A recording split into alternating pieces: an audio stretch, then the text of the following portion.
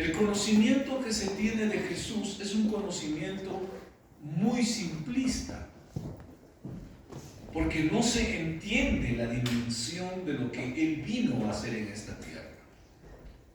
Pero cuando nosotros hablamos de nuestra necesidad delante de Dios y de lo que significa el sacrificio de Jesús, entonces podemos darnos cuenta la trágica consecuencia del pecado del hombre.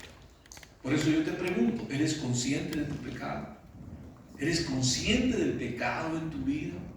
Tú sabes que mentir, tú sabes que pensar mal, tú sabes que la envidia, que robar y toda la lista de pecados que aparece en la Biblia ciertamente tiene para el hombre un destino final que no solo será mostrado en el infierno, sino que en esta misma vida. Eso significa vivir bajo la opresión del pecado, bajo las ataduras del pecado. Entonces, cuando uno ha vivido en una situación de pecado, ha vivido en el pecado y ha experimentado parte de esto, y nos encontramos en una situación de necesidad y de desesperación, y venimos a Jesucristo y encontramos en Él no reproche, no rechazo, encontramos en Él amor, compasión, misericordia, que nos tiende la mano. Entonces decimos, wow, yo merecía recibir el castigo, yo merecía seguir sufriendo por las malas decisiones y consecuencias de mi vida, pero he encontrado a alguien que ha venido a quitarme todo ese oprobio, toda esa opresión, todas esas ganas de acabar con mi vida, toda esa situación en la que de pronto durante muchos años he vivido cegado, creyendo que estaba haciendo lo bueno, pero ahora me doy cuenta que todo lo que había hecho es vivir de espaldas a Dios, y con razón pues he tenido que sufrir, he tenido que padecer, he tenido que experimentar tantas cosas en mi vida. Esta semana que pasó, que cierra hoy, pues ya que pasó porque es el primer día de la semana, recordamos nosotros que Jesucristo vino a esta tierra y vemos cómo Él, a través de las representaciones, ya sea del cine o también de los mensajes que se han dado, hemos visto el sufrimiento de Jesús. Y quiero decirte que las consecuencias del pecado son graves. Son graves.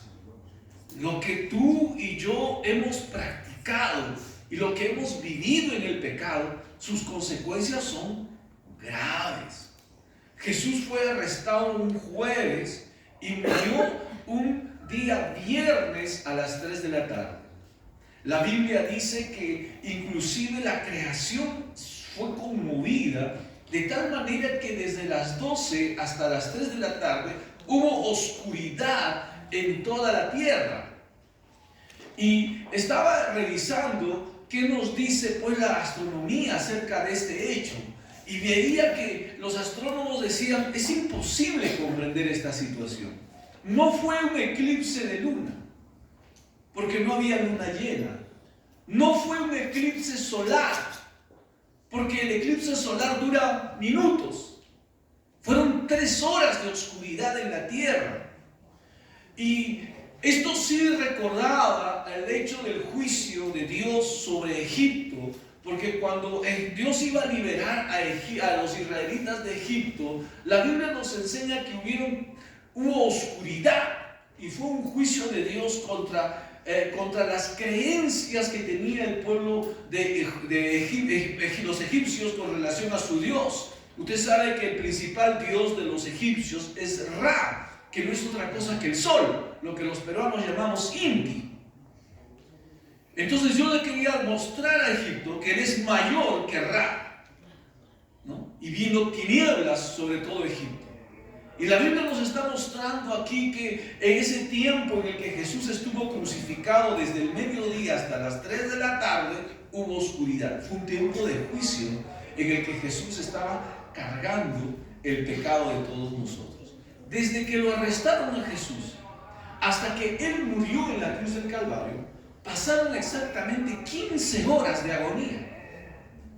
Entre azotazos, entre situaciones emocionales, pues, porque fue confrontado ante el Sanedrín, ante el sumo sacerdote y los demás, Pilato, Herodes, toda una situación, hermano, pasó toda la vía crucis, lo crucificaron, encima de eso Jesús muere a las 3 de la tarde, fueron 15 horas de agonía, 15 horas de agonía, hermano, que la tuvo que pasar Dios hecho carne por nuestros pecados. Por nuestros pecados. Entonces, minimizar el pecado puede resultar siendo fatal para tu vida. Pero yo solamente miento. Pero solamente pienso mal. Yo no mato, yo no robo, yo no engaño a nadie, yo no soy infiel. No, yo no he hecho ninguna de esas cosas. Eso es minimizar el pecado. Recordemos que por un solo pecado fue echado el hombre del huerto del Edén. Y si nosotros como seres humanos no somos conscientes de lo que es el pecado, ciertamente pagaremos sus consecuencias en esta vida, y lo más trágico es en la eternidad. La semana pasada murió Vargas Llosa y escuchaba palabras de él. Él se ha considerado un agnóstico. Yo soy agnóstico, decía él. Y le preguntaron si le tenía miedo a la muerte. No, yo no le tengo miedo a la muerte. Y ha muerto. ¿No entiende? Uno puede decir, yo no le tengo miedo a la muerte. Depende, ¿qué cosa entiendes tú por la muerte? Para algunas personas la muerte es desaparecer del escenario terráqueo. Bueno, voy a desaparecer de este escenario y ya se acabó. El hombre es materia y aquí nací y aquí me quedo. No hay nada más. Bueno, cuando uno mira la muerte así, entonces, bueno, la muerte no es algo temible. Pero cuando uno mira la muerte como el final de tu vida para ingresar a recibir lo que es o tu castigo o tu recompensa, ¡wow! ¿No? ¡Wow! ¿Por qué? Porque, hermano, nos vamos a enfrentar a toda una eternidad de sufrimiento. Sufrir en la vida no es nada comparable con lo que es el sufrimiento de toda la eternidad. Tal fue y tal es la magnitud del sufrimiento que va a venir sobre el hombre después que el hombre muera, que no va a tener dimensiones conocidas ni por ti ni por nadie, porque hasta ahorita nadie ha ido todavía al infierno, ni el mismo diablo sabe lo que va a ser el infierno. Sus dimensiones son grandes. Y algo de eso nos alerta nuestra conciencia acerca de hacernos mirar a un Dios justo. Mire, Dios tuvo que hacerse hombre para impedir que el hombre vaya al infierno. Y aún siendo Dios y teniendo toda la capacidad para poder evitar el sufrimiento, vemos cómo Jesús sufrió y padeció por nosotros en la cruz del Calvario, de tal manera que Él sufrió de una manera horrenda. Seguía revisando algunos apuntes y veía que dice la ciencia acerca de qué murió Jesús. Y la ciencia dice Jesús murió probablemente por asfixia. Bueno, también dicen Jesús murió por un shock hipovolémico, es decir, tanto había derramado sangre que no había sangre en su cuerpo que hizo un paro cardíaco ahí por falta de sangre.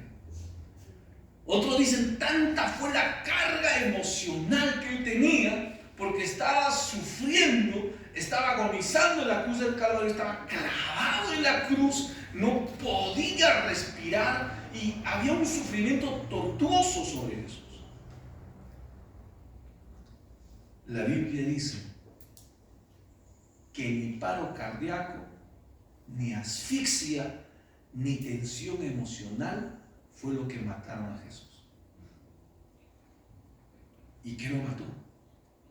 Jesús entregó su espíritu. Antes de que lo maten cualquiera de estas cosas, Jesús entregó al Padre su espíritu. Porque no era la muerte lo que iba a matar a Jesús, porque la muerte no tenía poder sobre Jesucristo. Entonces Jesús entrega su espíritu. Por eso dicen los teólogos, Jesús entró con vida a la muerte. Ninguna de estas cosas podía matar. Aunque son cosas válidas que uno podría entender que causan muerte, antes de que esto ocurriera, Jesús entregó su espíritu.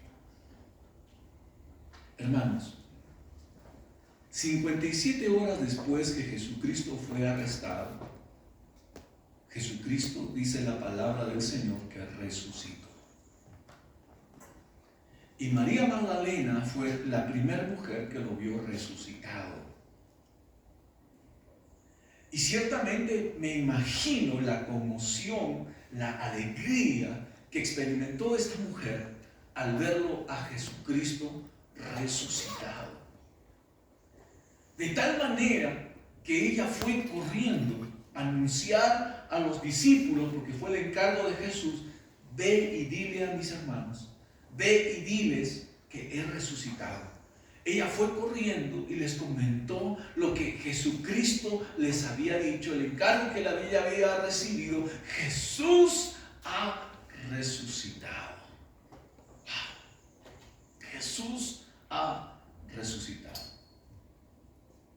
La Biblia nos habla de Tomás, que cuando recibió este mensaje de parte de María, dice la palabra del Señor que Tomás dijo: a menos que yo no ponga mi dedo en su mano y mi mano en su costado para verificar si es Jesús, yo no creo. Y la Biblia dice que Jesús resucitado se apareció a sus discípulos en la habitación, en una habitación cerrada, porque ellos estaban llenos de miedo. Y se acercó a Tomás y le dijo: Tomás, trae tu dedo, ponlo aquí. Oh, trae tu mano, ponla en mi costado. Y Jesús le dijo: bienaventurados los que creyeron sin ver. ¿Y por qué? Porque Dios es digno de confianza. Él es digno de confianza. Tú puedes dudar de quién sea, puedes dudar de una persona, puedes dudar de una situación o circunstancia, puedes dudar inclusive de aquellas cosas que para ti son seguras. Muchas personas se sienten muy seguras con el dinero que tienen en el banco. Por eso es que hay personas que cuando hubo el derrumbe económico a través de CLAE, muchas personas inclusive atentaron contra su vida porque perdieron toda situación de estabilidad en su vida y su vida se hizo un caos. Pero tú no puedes dudar de Dios. Hoy en día, cuando Jesucristo, dice la Biblia, está sentado a la diestra del Padre,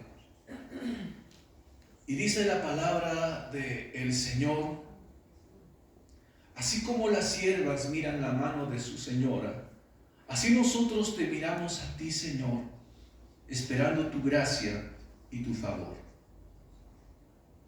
Ahora el que está sentado en el trono, Jesús nuestro Señor, el día que te extiende su mano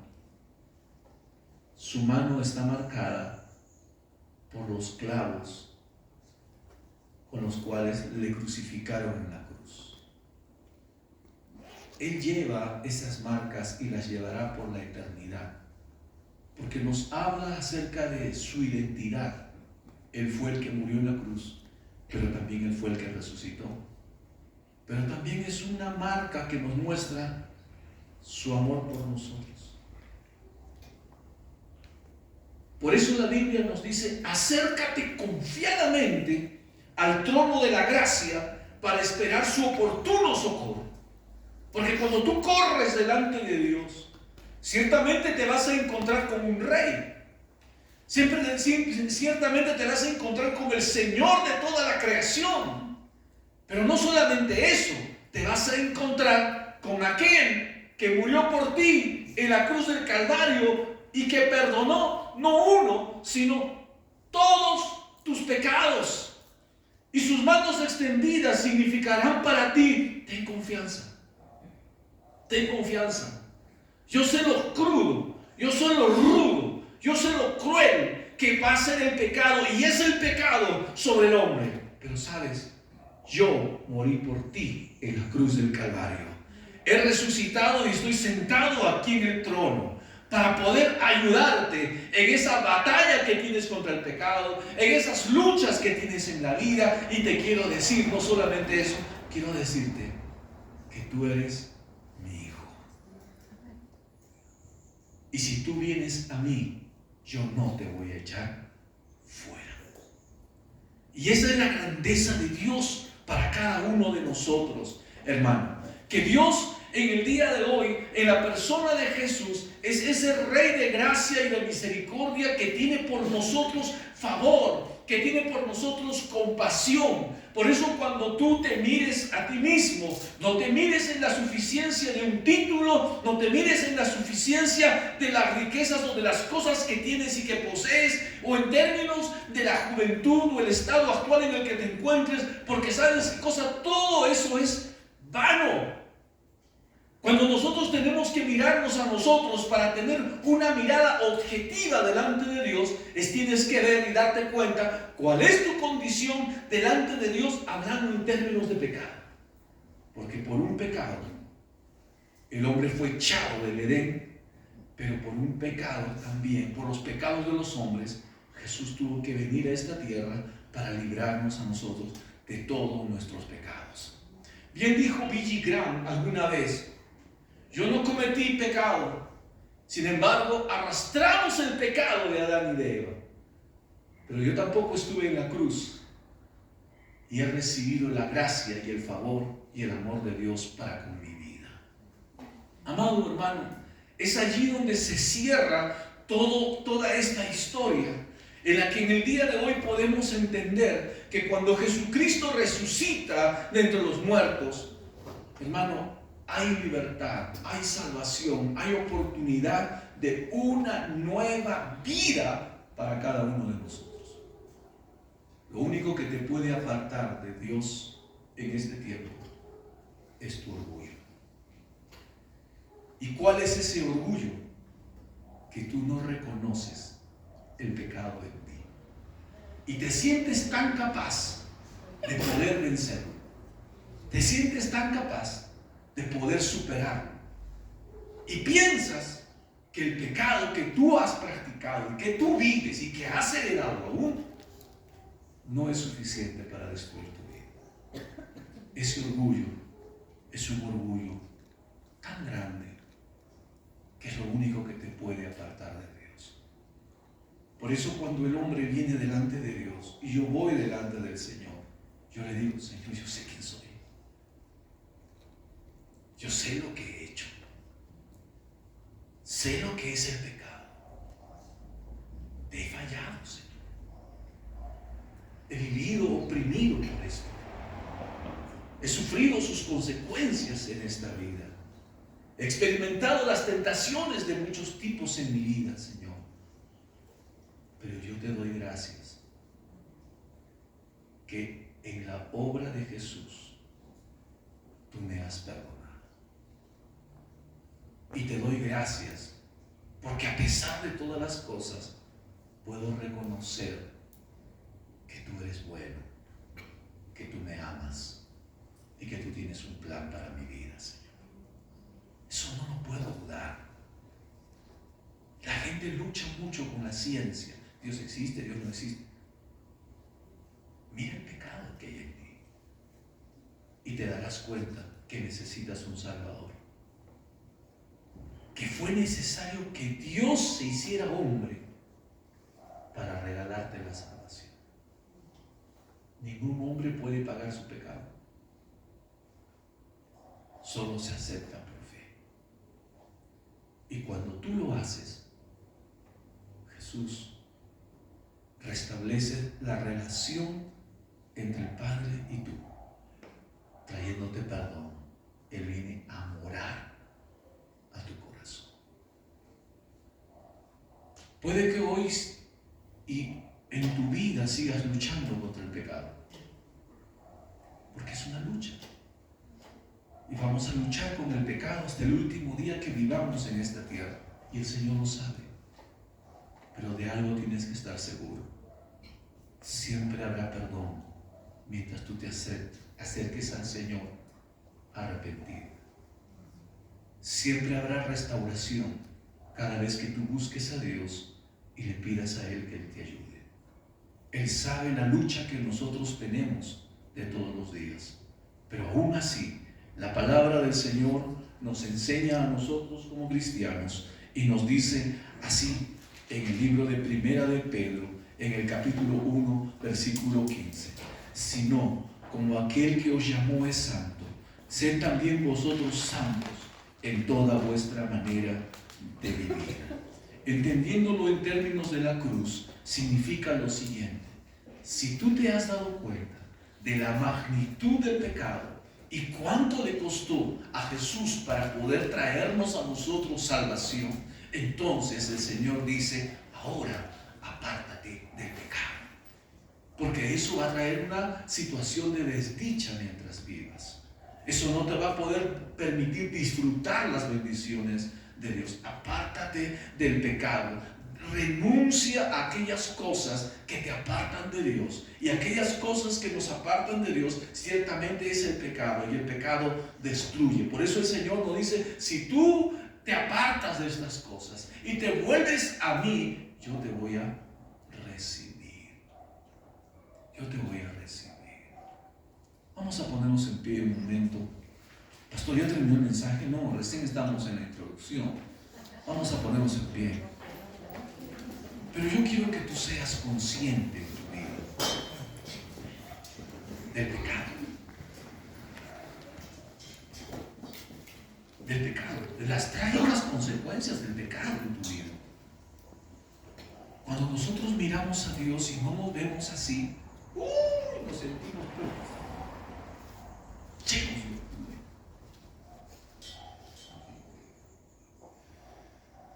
Hermanos, el pecado trae opresión.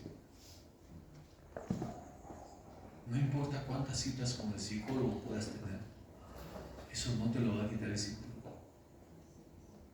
Porque detrás del pecado hay opresión satánica. El diablo busca robar la paz. El diablo busca robar tu salud. El diablo busca robar tu economía. Y el diablo busca destruir tu vida. No vas a tener paz. Pero si tú eres consciente de tu propia vida y vienes a Jesús y le dices: Señor, limpia mi pecado, me arrepiento en el nombre de Jesús, Él va a venir a tu vida y va a hacer una obra que solamente Él la puede hacer: perdonarte. Y en el perdón encontrarás sanidad, en el perdón encontrarás ayuda, en el perdón encontrarás a un Dios que te ama, a un Padre que perdona, y encontrarás libertad para tu vida. De eso se trata la vida cristiana. Ahí donde estás, ora al Señor y dile: Señor, fíjate en tu propia vida, porque todos lidiamos con el pecado todos los días. Y cuánto más si tú de pronto no has entregado tu vida a Jesús. Entiendo la dimensión de la situación en la que tú estás viviendo, pero sabes, el mismo Jesús que murió en la cruz es el mismo que te extiende hoy su perdón y su gracia. Padre, te damos gracias por Jesús. Cuando miramos todo el escenario de sufrimiento, de necesidad, de angustias, de dolor que tuvo que padecer Jesús, nos damos cuenta, Señor, de lo grave que es el pecado. Aún en nuestra propia vida, Señor, nos damos cuenta de lo grave que es el pecado. Señor, somos conscientes de nuestra tremenda necesidad de ti. Tú viniste para salvarnos, para ayudarnos. Sé que no podemos luchar contra el pecado solos. Perdónanos. Perdona nuestro pecado, Señor. Porque muchas veces caemos en la arrogancia de pensar que tú nos debes algo a nosotros. No, Señor.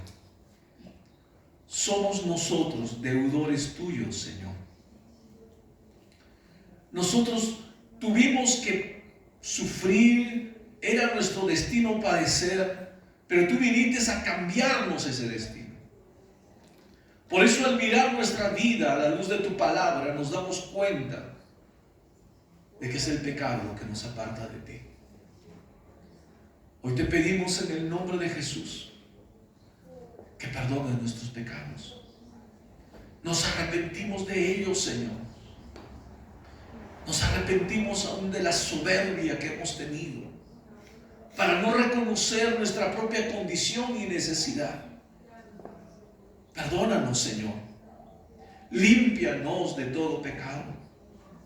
Yo recibo, Señor, el favor y tu mano extendida. Allí viendo tu mano, Señor, horadada por esos clavos en la cruz. Tú eres el Rey de Gloria que por la eternidad llevará esas marcas en tus manos, mostrándome, Señor, que fue tu amor lo que puede limpiarme, librarme y darme una vida nueva y una vida eterna a cada uno de nosotros. Gracias, Jesús. Gracias, Jesús, por lo que tú has hecho por nosotros en la cruz del Calvario.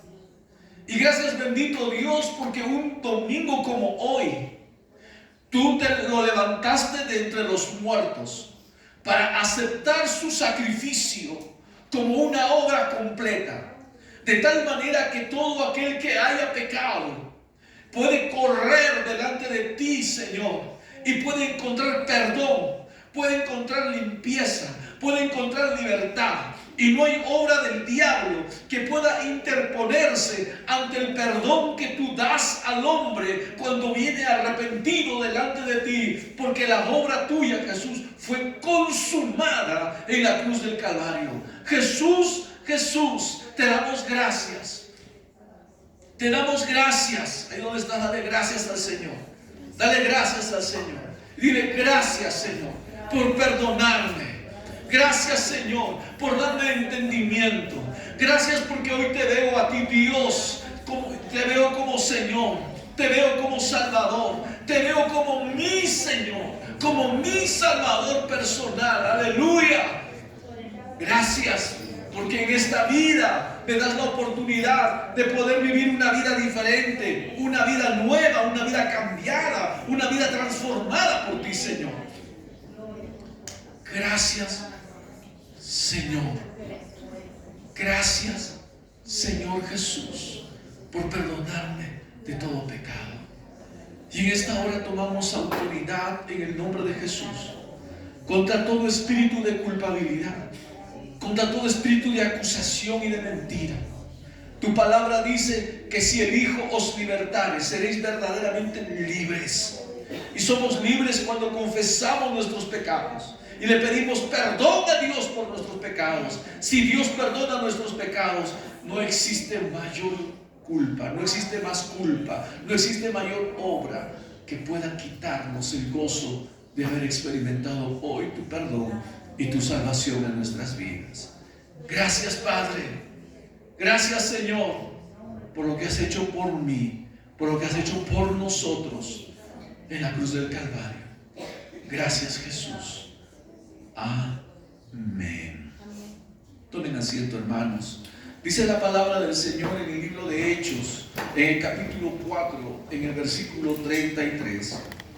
Y con gran poder los apóstoles daban testimonio de la resurrección de Jesús.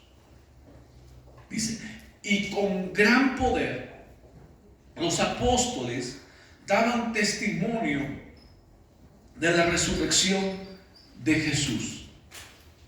Recuerdo el día que Jesucristo vino a mi vida. Ese fue un día glorioso. Salí a la calle y empecé a gritar como loco. Gracias, Señor. Gracias, Señor. Él había perdonado mis pecados y me había quitado la opresión que tenía en mi corazón. Desde ese día le sigo y le sirvo a mi Señor con todo mi corazón. Ahora, hermanos, es aquella obra que Dios ha hecho en mi vida lo que me lleva a mí a predicar su palabra. He recorrido muchos lugares, he visto muchas personas, y yo estoy seguro que así como Él hizo en mí la obra, Él también la va a hacer en la vida de cada una de las personas. Y no importa su condición o su situación, para Dios no hay nada imposible. Dios verdaderamente nos regala una vida nueva. Y en esa vida nueva, Él quiere enriquecer tu familia. Él quiere enriquecer tu vida espiritual. Y Él quiere que tú vivas consciente de ello. Entonces, esto me ha llevado a predicar su palabra a diferentes tipos de personas. Y es por eso que predicamos de Jesús. Porque no lo hacemos en nuestros méritos. Lo hacemos mirándole a Él. Él es el que perdona. Él es el que sana. Él es el que libera. No somos nosotros. Pero nosotros somos testimonio de que Él lo hizo con nosotros. Por eso cada vez que tú predicas de Jesús, estás dando testimonio a este mundo de la oportunidad que Dios también le brinda al hombre. Le brinda a tus amigos, a tus familiares, de poder encontrar el camino de vida, el camino de salvación, una nueva vida. La Biblia nos enseña que los discípulos, luego que vieron a Jesús resucitado y fueron investidos por el poder del Espíritu Santo, ellos fueron y empezaron a predicar de Jesucristo a otras personas. Y ciertamente, aún nuestra predicación resulta siendo imperfecta. Porque muchas veces, hermano, hay cosas en nosotros que todavía nos faltan ajustar con relación a la predicación del Evangelio. Pero lo cierto es que el Señor nos manda a predicar su palabra. Y es importante que tú lo hagas. Y la Biblia nos enseña que el Espíritu que resucitó a Jesús es el mismo Espíritu que vive en nosotros. Y eso dice Romanos capítulo 8, versículo 11. Dice, y si el Espíritu que resucitó a Jesús mora en vosotros, vivificará también vuestros cuerpos mortales por el poder que habita en nosotros. Y este pasaje nos habla a nosotros, mis hermanos, que la única manera de enfrentar la muerte es habiendo sido sellados por Dios. No hay manera de poder enfrentar la muerte sin temor, sin vacilación, sino es a través de entender que si nosotros hemos sido sellados por Dios, podemos hacerlo. Y el sello de la salvación, el sello de que un día tú te levantarás de entre los muertos para heredar esa vida que Jesús nos ha prometido, es precisamente que el Espíritu Santo viva dentro de tu vida. De eso se trata, de que el Espíritu Santo viva dentro de tu vida y que ese poder se pueda manifestar a través de tu vida. Dice la palabra del Señor que fue el Espíritu Santo quien resucitó a Jesús de entre los muertos, aunque ciertamente la Trinidad participó en la resurrección de Jesús. Dice la Biblia en el libro de Hechos capítulo 2, 24, al cual, refiriéndose a Jesús, Dios levantó, sueltos los dolores de la muerte, por cuanto era imposible que fuese retenido por ella. Este pasaje nos habla de que fue el Dios el Padre quien resucitó a Jesús. Pero también primera de Pedro 3:18 dice así: siendo la verdad muerto en la carne, pero vivificado en el Espíritu. Este pasaje nos muestra que fue el Espíritu Santo, el poder del Espíritu Santo, que también operó en la resurrección de Jesús. Pero cuando leemos Juan capítulo 10, versículos del 17 al 18, Jesús dice: por eso me ama el Padre, porque yo pongo mi vida para volverla a tomar. Nadie me la quita. Lo que dice Jesús. Así que no fue un paro cardíaco, hermano. Nadie me la quita, sino que yo de mí mismo la pongo. Tengo poder para ponerla y tengo poder para volverla a tomar. Entonces vemos nosotros que el poder de Dios en su totalidad operó en la resurrección de Jesucristo. A Dios le agradó. Jesús cumplió con el propósito de poder redimir al hombre pagando el precio por nuestros pecados. Quizás una de las cosas que las personas no entienden acerca de Dios es que ciertamente Jesús, ¿por qué fue necesario que Jesucristo viniese a este mundo? ¿Por qué fue necesario que Jesucristo sufriera como sufrió en la cruz del Calvario? Por dos razones muy importantes. La primera, por causa de la palabra de Dios, por causa de Dios mismo. ¿Cómo, pastor? Es decir, que Jesús tuvo que hacerse hombre por causa de Él mismo. Sí, porque la Biblia dice que el hombre que pecare ciertamente morirá. Y Dios no puede pasar por alto su palabra. No es que Él es Dios, y como es Dios, Él puede hacer con su palabra como quiere. A veces la cumple y a veces no la cumple. Ese es el pensamiento del hombre. Pero no es lo que ocurre en Dios. Dios cumple su palabra sí o sí. El hombre pecó, entonces el hombre debe de morir. Eso dice su palabra. Entonces cuando Dios mira al hombre, lo ve en una situación de pecado. Y ahora, ¿cómo hacemos para ayudarle? No hay forma. El hombre tiene que irse al infierno. A pecado tiene que irse al infierno. Eso dice la ley de Dios. Pero también la ley de Dios dice, salvo que hay alguien que lo reemplace. Y miró en la tierra y no había nadie. Porque ningún hombre estaba excepto de pecado. Y ahí es donde se cae pues la doctrina de la Inmaculada Concepción de María, ¿no? ¿Por qué? Porque la doctrina esta dice que María nació sin pecado original. Y eso es mentira. La Biblia dice todos pecaron. Entonces María no podía tampoco hacer nada por el hombre. Entonces por eso es que Dios toma la iniciativa. Yo voy a ir. Porque era necesario que se cumpla la palabra de Dios. Y por eso viene Jesús. Para cumplir la palabra de Dios. Para que ciertamente Él, llevando nuestro castigo, sea nuestro sustituto de nosotros, ¿no? Y pueda darnos la salvación. Porque la palabra de Dios se tiene que cumplir sí o sí. Y la segunda razón es, ¿por qué vino Jesús? Claro, por el pecado del hombre. Porque no había otra forma de ayudar al hombre.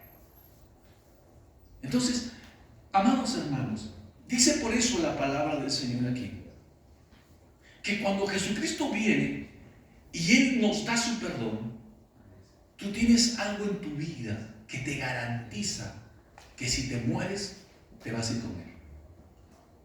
¿Cuál es esa garantía? El Espíritu Santo en ti. Si tú tienes al Espíritu Santo en ti, fruto de haberte arrepentido de tus pecados, entonces tú has sido sellado por Dios. Entonces tú que has sido sellado por Dios, puedes decir confiadamente: yo no le tengo miedo a la muerte. ¿Por qué? Porque sabes que la muerte solamente es algo temporal, es es un límite para pasar de esta vida a la otra vida, pero que en la otra vida vas a tener el favor de Dios, vas a estar con Dios por toda la eternidad y no vas a sufrir ni vas a padecer, sino que vas a estar en el lugar que Jesucristo dijo: voy pues a preparar lugar para vosotros, porque en la casa de mi Padre hay muchas moradas, dice la palabra del Señor. Entonces viviremos eternamente con el Señor. Y yo te pregunto esta mañana, ¿tú has sido sellado por Dios? ¿Cuál es el sello de Dios? El Espíritu Santo en tu vida. Él es el sello de Dios en tu vida. Si tú has sido sellado por Dios, entonces puedes reírte de la muerte y decir: yo no le tengo miedo a la muerte. Pero qué insensatez reírte de la muerte cuando no tienes el sello de Dios. Tú no sabes de qué estás hablando. Vas a sufrir por la eternidad. Y eso que tengas o no tengas miedo a la muerte es porque ignoras lo que viene por demás, por allí. Cuando yo era adolescente,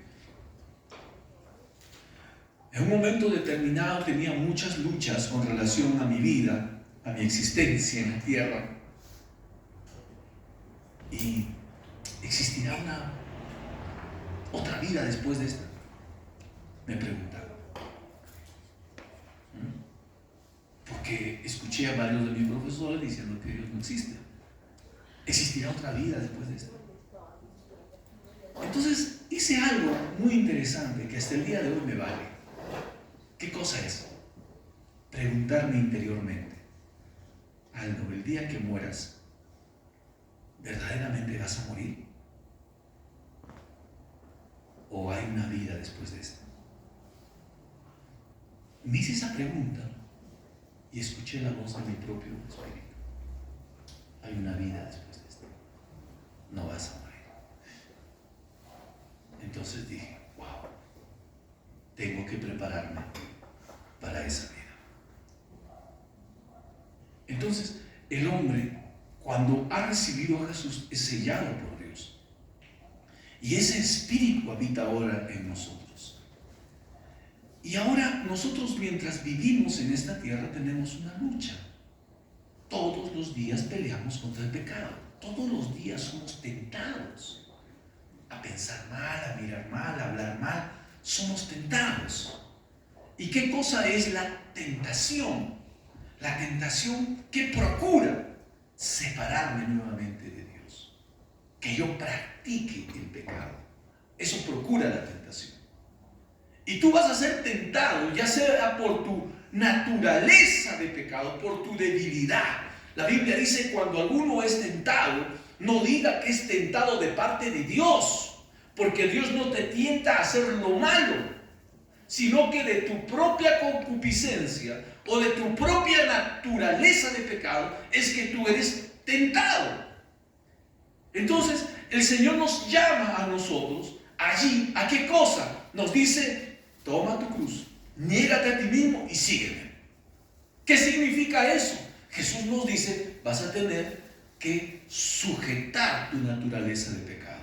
Vas a tener que doblegar esos deseos. Vas a tener que doblegar esos gustos. Vas a tener que renunciar a todas estas cosas. Porque si tú no lo haces, ciertamente estas te van a destruir. Por eso dice la Biblia: es mejor entrar al cielo cojo o tuerto. Porque tú puedes decir: tengo 2 ojos y veo. Pero si tu ojo te es ocasión de caer, dice el Señor: sácalo. Porque es mejor que entres tuerto al cielo, que con tus 2 ojos te vayas al infierno. Y la Biblia dice: pero pastor, mis pies me conducen, es demasiada tentación, no puedo. El Señor dice entonces: si tu pie te es ocasión de caer, córtalo. Porque es mejor que entres cojo al cielo, que con tus 2 pies te vayas al infierno. Entonces esto habla de una renuncia. Y el cristiano tiene una batalla continua contra el pecado, contra la cual nosotros tenemos que luchar, tenemos que lidiar en nuestras vidas.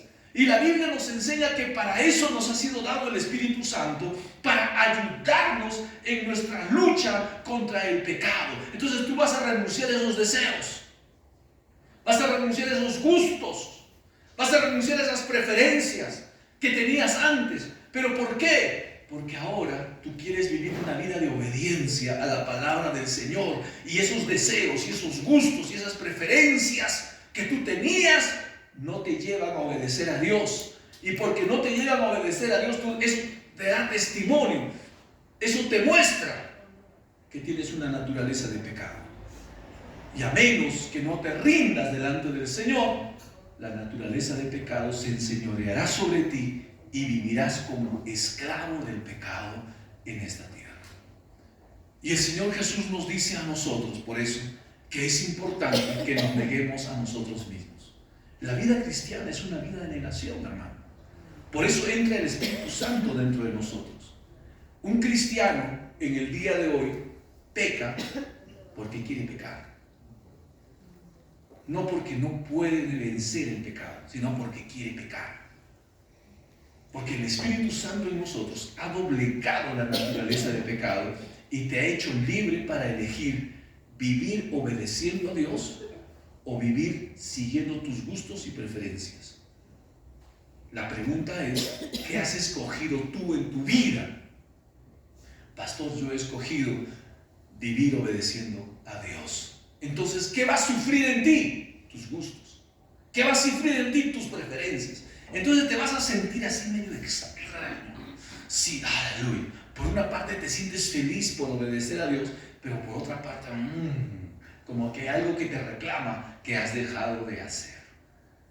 Lo importante es que tú vivas una vida de obediencia al Señor. Y en esa vida de obediencia estás crucificando tu carne con sus pasiones y con sus deseos. Y en esa vida vas a encontrar paz. Por eso dice la Biblia, el que siembra para la carne, el que siembra, dicho de otra manera, el que hace las cosas siguiendo sus inclinaciones, siguiendo sus gustos, siguiendo sus preferencias humanas, se va a destruir. Pero el que vive obedeciendo al Señor tendrá gozo y paz. Eso dice la palabra del Señor. Y yo te pregunto esta mañana, ¿qué clase de vida has elegido en esta tierra? Una vida de gozo, una vida de paz, una vida de turbación, de preocupación. Me van a descubrir qué va a pasar, no sé, estoy mal. Bueno, al final todo el mundo es pecador, todo el mundo lo hace. No. ¿Qué clase de vida estás eligiendo tú? Escoge la vida y no escojas la muerte, y vivirás una vida hermosa en esta tierra. Para eso nos ha sido dado el Espíritu Santo. Ese es el espíritu de resurrección que levantó a Jesucristo de entre los muertos y que hoy nos ayuda a nosotros a vencer y a luchar contra el pecado. La pregunta es, ¿hasta cuándo tendré esa lucha, pastor? Hasta el día que tengamos que presentarnos delante de Dios. Esa lucha la vas a llevar hasta el día que te mueras. ¿Cuándo va a terminar esa lucha? Cuando el Señor te dé un nuevo cuerpo que es transformado. Ya no tendrás esa lucha. Ay, quiero hacer lo bueno y resulta siendo lo malo. Tengo ese gusto por hacer lo malo. Esa lucha terminará allí. Porque Dios nos dará un nuevo cuerpo. Porque dice la Biblia que este cuerpo que todavía nosotros usamos está viciado por deseos malos. Y aunque Dios ha venido a morar en nuestras vidas y ha hecho de nuestro cuerpo su templo, su morada, este cuerpo tiene inclinaciones a lo malo y afecta a nuestra alma. Entonces, nosotros como cristianos que somos en el día de hoy, somos conscientes de esta batalla.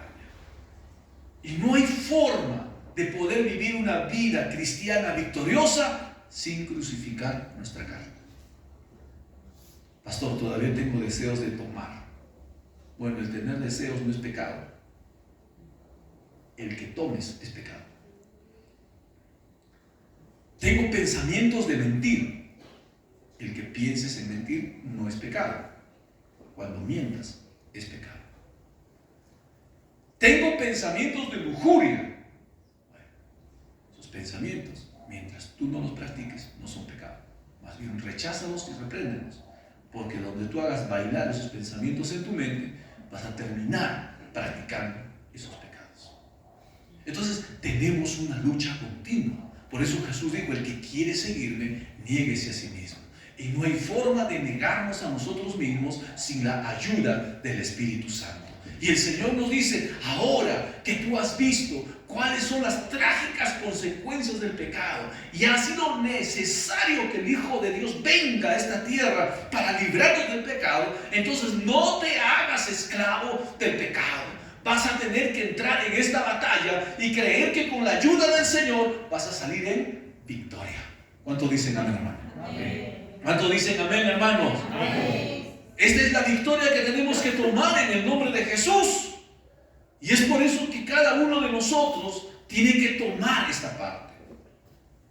Mire, hermano, en la vida cristiana no existe una forma práctica y cabal para luchar con la naturaleza de pecado, contra la naturaleza de pecado, si no es a través del ayuno y la oración. No existe. Tú me puedes decir, pero pastor, yo tengo unos deseos de pecar bárbaros, pastor.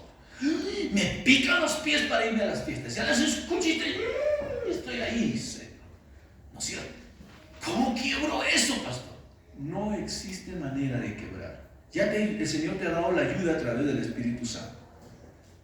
Pero tú tienes que entrar en una batalla de ayuno y oración. Es allí donde vas a poder vencer a tu naturaleza de pecado. No hay otra manera. Pastor, memorizando la Biblia te va a ayudar, pero no es suficiente. Es una batalla de ayuno y oración. Pastor, yo soy una persona chismosa y sé que el chisme es malo. ¿Sí? ¿Cómo se te va a quitar lo chismoso? Tienes que ser consciente de ese pecado y orar y ayunar. Pues. Porque detrás de cada pecado, como mínimo, hay un demonio. Entonces no va a ser fácil. A menos que tú no te rindas y te doblegues delante del Señor. Y es que cuando uno ora y ayuna, el Espíritu Santo obra en nuestro corazón y rompe cadenas internas dentro de nosotros. Y tú te haces libre. Por eso cristiano que no ora y que no ayuna es un cristiano que está envuelto en pecados. Se les llama cristianos superficiales. Porque te darás cuenta que una cosa es la emoción y otra cosa es el cambio. Cuando llegas a la casa del Señor, alabamos a Dios, gloria a Dios, amén. ¿Cuántos se sienten fuertes, poderosos para vencer el pecado? Sí, Señor, qué mal, este pecado me estaba engañando, quitarlo fuera en el nombre de Jesús. Tomo la decisión de dejarlo completamente. Cruzas la línea, hermano. ¿Cómo? ¿Podré vencerlo? ¿Será verdad? Y es eso, porque solamente estamos tomando la emoción.